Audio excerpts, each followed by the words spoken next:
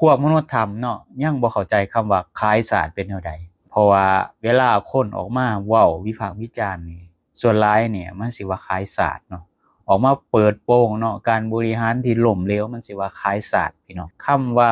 ขายศาสตร์คือแนวใดมื้อนี้สิพาไปเบิ่ง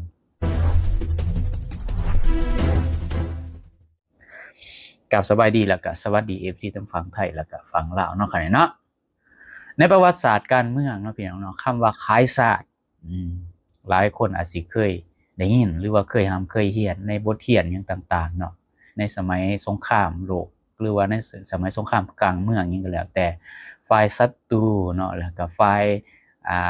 รัฐบาลหรือฝ่ายกบฏหยังก็แล้วแต่สิมีการสู้รบปรบมือกันเพื่อแย่งชิงอำนาจเนาะแต่ว่าคำว่าขายศาสตร์นี่เนาะหลายคนนี่อาจสิยังบ่ทันได้เข้าใจเนาะว่าขายศาสตร์คืออิหยังเนาะโดยเฉพาะมนุษย์ถ้ำลาวแล้วก็คนลาวหลายคนเนาะเพราะฉะนั้นแล้วแอดมินก็ขอเตือนไว้เลยว่าเนาะถ้าคนใดสมองบ่ครบ2ซีกบ่มีพิจารณญาณเนาะหรือว่าบ่มีการวิเคราะห์แยกแยะเนาะในคำเว้าในสิ่งที่แอดมินสิเว้าไปนี่ขอให้เลื่อนผ่านดีกว่าเนาะเพราะว่าเจ้าสิอารมณ์เสียพี่น้องส่วนหลายนี่คนก็สิคิดเนาะว่าถ้าแม่นว่าคำว่าขายศาสตร์นี่สินึกถึงภาพสงครามเนาะการสู้รบกันเนาะการโจรกรรมข้อมูลลับหรือว่าอิหยังก็แล้วแต่ทางทหารนั่นแหละบ่อนตั้งกองกำลังหรือว่าฐานที่มั่นหรือเอาความลับไปบอกศัตรูเนาะแลกกับเงินส่วนตัวหรืออิหยังก็แล้วแต่ข้อมูลอิหยังก็แล้วแต่นี่นะอันนี้นี่เพิ่นเอิ้นว่าการขายศาสตร์เนาะในรูปแบบที่หนึ่งเพราะว่าการขายศาสตร์มันมี2รูปแบบเนาะพี่น้องที่มีตัวละครเนาะแบบแจ้งข่าวอิหยังจังซี่นะมีตัวละครนึงแจ้งข่าวเนาะเอาข้อมูลไปให้ฝ่ายตรงกันข้ามอิหยังประมาณนี้นะหรือว่าเป็นนอนบอนไซหรือว่าเป็นมีเกลือเป็นนอนหรือผลของมันนี่ก็สิเฮ็ดให้เสียเอกราชเนาะแบบปุ๊บปั๊บหรือว่าเป็นความเจ็บปวดรวดร้าวอิหยังประมาณนี้แล้วมาเขียนใส่ประวัติศาสตร์เนาะเขียนไว้ให้คนรุ่นหลังนี่โอ้รู้สึกว่าเฮานี่ต้องปกปักรักษาเฮาต้องรักชาติอิหยังประมาณนี้นะมันสิเป็นลักษณะแนวนั้นเนาะแต่ว่าในสงครามซุมื้อนี่เป็นแนวใดพี่น้องขายศาสตร์เป็นแนวใดเนาะนี่ก็คือรูปแบบที่2เนาะของคำว่าขายศาสตร์เนาะที่คนลาวยังบ่ทันได้เข้าใจแล้วก็มันหุ้นแห้งเนาะแล้วก็น่าย้านกว่าหลายกว่าการขายศาสตร์แบบที่1เนาะเพราะว่ามันบ่ได้มาแบบเปิดประตูเมืองให้แบบมีข้าศึกแบบอิหยังคือสมัยศึกสงครามเด้พี่น้องแบบบ่แม่นว่าข้าศึกเข้ามาโดยกงมายึดมาหยังเนาะแต่ว่ามันมาในรูปแบบการบริหารทรัพยากรแบบขีดเขียนน่ะพี่น้องด้วยน้ำมือของผู้มีอำนาจเองมีอำนาจในประเทศลาวเฮานี่แหละเนาะทรัพยากรอันมีค่าเนาะแต่ว่าผัดตีราคาแบบราคาต่ำพี่น้องราคาที่ถูกๆหรือว่าเป็นแร่ธาตุเป็นทองคำอิหยังก็แล้วแต่หรือว่าเป็นแร่ต่างๆอิหยังก็แล้วแต่ขายสั่งกิโลขายพี่น้องเป็นเศษดินเศษหยังไปเนาะให้เขาสัมปทานเพราะว่าบ่มีความสามารถบ่มีเครื่องมือบ่มีอุปกรณ์สร้างประเทศมา50ปีแล้วแต่บ่มีอุปกรณ์บ่มีเครื่องมือบ่มีบุคลากรเนาะที่เก่งที่มีความสามารถขายเป็นเศษไปอีกอย่างนึงเนาะถ้าแม่นว่าบ่เฮ็ดแบบนี้เงินก็สิบ่ได้เด้พี่น้องสิบ่ร่ำบ่รวยบ่ได้รถบ่ได้หยังเพราะว่าหยังคันมันเข้าในโครงการสัมปทานมันบ่ได้อีได้เงินมันสิกลายเป็นเงินส่วนกลางเลยพี่น้องนี่มันคือความมั่นคงของศาสตร์แม่นบ่พี่น้องทุกประเทศอยู่ในโลกนี่ต่างกับพยายามเนาะบ่ว่าสิเป็นประเทศใดที่เขาเจริญเนาะเขาก็พยายามเนาะสะสมแร่ทองคำนี่ไว้เป็นค้ำสำรองหรือว่าเป็นเอิ้นว่าสินทรัพย์สำรองเนาะเพื่อเพิ่มอำนาจต่อรองทางเศรษฐกิจกับต่างชาติแต่รัฐบาลลาวเฮานี่บ่ได้เก็บของเหล่านี้สิ่งเหล่านี้เนาะไว้ถามว่ามีบ่มีแต่ว่ามันก็บ่ได้เท่าที่ควรถ้าเทียบกับแร่ค่ำหรือทองคำที่เฮามีอยู่ในตามภูผาป่าดอยตามธรรมชาติอิหยังที่แบบค้นออกไปแบบเป็นเศษหินเศษดินน่ะคือว่ายังน้อยพี่น้องยังแบบถิ่มไปแบบให้ค่านั่นพี่น้องแล้วก็ในระบบการปกครองนี่ที่ขาดการกวดสอบเนาะทรัพยากรพวกนี้เนี่ยเพราะว่าถูกเบิ่งเป็นสินค้าราคาถูกพี่น้องที่ขุดขึ้นมาขายให้ต่างชาติ ให้เขามาสัมปทานเท่าใดก็ว่ากันไปเอาเปอร์เซ็นต์เอาหยังก็เท่าใดก็ว่ากันไปเป็นเศษหินเศษดินไปการปล่อยให้ต่างชาติเขามา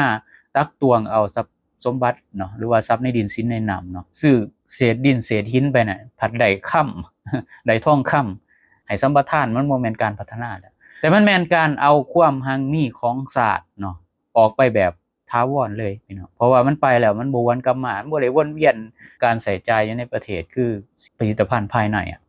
มันบ่เป็นแบบนั้นแต่ในวงจรคอร์รัปชันนี่กฎหมายนี่ก็กลายเป็นอัมพาตไปเลยเนาะเฮ็ดหยังบ่ได้อันนี้นี่เป็นตาย้านที่สุดพี่น้องในการขายศาสตร์แบบใหม่พี่น้องนั่นแหละมันคือการโกงกินศาสตร์แบบดีๆนั่นแหละแบบเป็นระบบก็ว่าได้เมื่อเจ้าหน้าที่ของรัฐบาลนี่บางกลุ่มเนาะเห็นแต่ผลประโยชน์ส่วนตัวพี่น้องหลายกว่าส่วนรวมกฎหมายที่ควบคุมเนาะควรที่จะเป็นเกราะกำบังของประเทศก็กลายเป็นแผ่นเจียกระดาษแล้วก็เส้นให้เขาโดยสมยอมเมื่อคนเนาะในกลไกของรัฐหรือว่าในองค์กรของรัฐนี่เนาะต่างก็มีส่วนได้ส่วนเสียเนาะไผสิมากวดไผได้ทุกคนนี่ก็แม่นกินน้ำกันหมดพี่น้องเนาะกล้ากวดสอบบ่กล้าจับบ่เพราะว่าไผๆก็เป็นเนาะเคยได้ยินบ่คำว่างูเห็นนุ่มไก่ไก่เห็นตีนงูเคยได้ยินบ่พี่น้องนี่แหละคือมันจังเฮ็ดหยังให้กันบ่ได้ถ้าว่าทรัพยากรหลักถูกต่างชาติควบคุมประเทศก็สิตกอยู่ในไต้อานัตทางเศรษฐกิจไปเลยพี่น้องเป็นของต่างชาติอำนาจการตัดสินใจอีหยังนี่บีบโดยนายทุนต่างชาติขนาดเนาะรัฐวิสาหกิจนี่ก็ยังให้ต่างชาติเข้ามาควบคุมไปบางส่วนแต่ว่าคนลาวยังบ่ฮู้เพราะว่าประเทศลาวบ่มีนักวิพากษ์นักวิจารณ์นักวิจัยหรือนักวิเคราะห์ก็เลยบ่ฮู้จักอีหยังคนลาวนี่ก็เลยถูกเนาะปิดหูปิดตาหรือว่าหน้ามืดตามัวบ่ฮู้อีหยังสุดท้ายนี่ก็เหลือไว้แต่ความว่างเปล่าการขายทรัพยากรในรูปแบบที่2เนี่ยหรือว่าเอิ้นว่าการขายศาสตร์รูปแบบที่2นี่มันส่งผลกระทบในระยะยาวทรัพยากรของศาสตร์อยู่ในใต้ดินนี่หรือว่าทรัพย์ในดินสินในน้ำนี่มันขุดแล้วนี่ก็เบิดไปพี่น้องเมื่อว่าถูกขุดออกไปแล้วเนี่ยแลกได้แต่เศษเงินเข้าทงของการนำบางคนหรือว่าเจ้าหน้าที่รัฐบางคนแล้วก็แล้วไปแล้วก็เบิดไปบ่มีอีหยังบ่เหลือไว้ให้ลูกให้หลานประเทศนี่สิสูญเสียต้นทุนในการสร้างศาสตร์บ่มีทุนสำรองบ่มีทองคำบ่มีทรัพย์สินสำรองเนาะเพื่อเอาไปต่อรองกับต่างชาติอย่างน้อยเฮามีทองคำไว้สำรองเนาะเวลาเป็นหนี้เป็นสินต่างชาติเฮาบ่มีเงินดอลลาร์เฮาก็เอาทองคำขายตีเป็นเงินดอลลาร์ได้แต่ว่ารัฐบาลคิดได้บ่เพราะฉะนั้นแล้วมันก็เลยรับมือกับวิกฤตโลกบ่ได้ย้อนแบบนี้นี่เองพี่น้องเพราะว่าทรัพย์สินที่มันมีมูลค่านี่เอาไปขายให้ต่างชาติเบิดแล้วเนาะรัฐบาลลาวนี่ต้องการต้องการเงินดอลลาร์สหรัฐเพื่อสิไปใช้หนี้แต่ว่าบ่มีน่ะเศรษฐกิจเงินก็เฟ้อเนาะค่าอีหยังต่างๆมันขาดดุลการค้าเนาะมันก็เลยเฮ็ดหยังบ่ได้มันก็เลยกลายเป็นแบบเป็นหนี้เป็นสินไปแทนที่ว่าถ้ามีทองคำแล้วเนาะขุดค้นเองเนาะถลุงเองมันก็สามารถที่จะแปรเปลี่ยนเอาไปเป็นเงินดอลลาร์ได้เอาไปขายเป็นเงินดอลลาร์ได้หรือว่าแลกเป็นเงินดอลลาร์เขาก็เอาเพราะว่าทองคำมันเป็นสินทรัพย์ที่มันแบบมีราคาที่สุดแล้วที่บ่ว่าประเทศใดเขาก็ยอมรับเบิดคันสิเอาเงินกีบไปให้เขาก็บ่เอาถ้ามีทองคำนี่200ประเทศนี่รับเบิดเนาะถ้าบ่มีทองคำนี่เอาแต่เงินหยวนไปให้เขาก็บ่เอาเงินดอลลาร์ให้เขาแถวยุโรปเขาก็บ่เอาเพราะว่าเขาเอาแต่สกุลเงินยูโรนะพี่น้องเนาะแล้วก็สุดท้ายแล้วเป็นจังไดสิ่งแวดล้อมก็เพพังผลกระทบจากการขุดค้นนี่ก็ทิ่มไว้เป็นภาระให้คนรุ่นหลังเพพังมีดินยบมีสารพิษต่างๆตกค้างอันนี้คือการขายศาสตร์เนาะเจ้าสิมีดินเท่าไรเจ้าก็บ่ยังเจ้าสิมีแผนที่ใหญ่ปานใดเจ้าก็บ่ยังทุกมื้อนี่มันก็แบ่งขายเด้เนาะแบ่งขายให้เขตเศรษฐกิจพิเศษไปแล้วแม่นบ่ล่ะพี่น้องเนาะนี่มันแม่นการเสียอนาคตเนาะเสียเอกราชเสียอธิปไตยเนาะแบบถาวรถ้าระบบการปกครองเนาะยังปล่อยปละละเลยให้มีการคอร์รัปชันแบบนี้เนี่ยเอาผิดไผบ่ได้ประเทศชาติบ้านเฮานี่บ่แม่นแต่ว่าสิเสียแต่เศรษฐกิจเท่านั้นเนาะพี่น้องแต่ว่ามันสิเสียทั้งจิตวิญญาณและก็ความหวังของคนรุ่นหลังแบบเอาคืนบ่ได้ลูกหลานเฮาใหญ่มาสิใหญ่มาแบบไหนพี่น้องสิใหญ่มาเป็นชนชั้น2มีแต่แผ่นดินนี่ขายให้จีนเป็นบางส่วนให้เวียดนามเป็นบางส่วนเศรษฐกิจร้านค้าขายมีแต่ของจีนของเวียดแบบนี้บ่พี่น้องสิทิ่มไว้ให้ลูกให้หลานแบบนี้บ่โอเคสำหรับมื้อนี้ขอขอบใจขอบคุณสำหรับ FC ท่านที่ให้เกียรติเข้ามาติดตามรับฟังรับชมหรือกดไลค์กด Subscribe เพื่อสิบ่พลาดคลิปต่อไปอีพีต่อไปสำหรับมื้อนี้ขอกล่าวคำว่าสวัสดีครับสวัสดี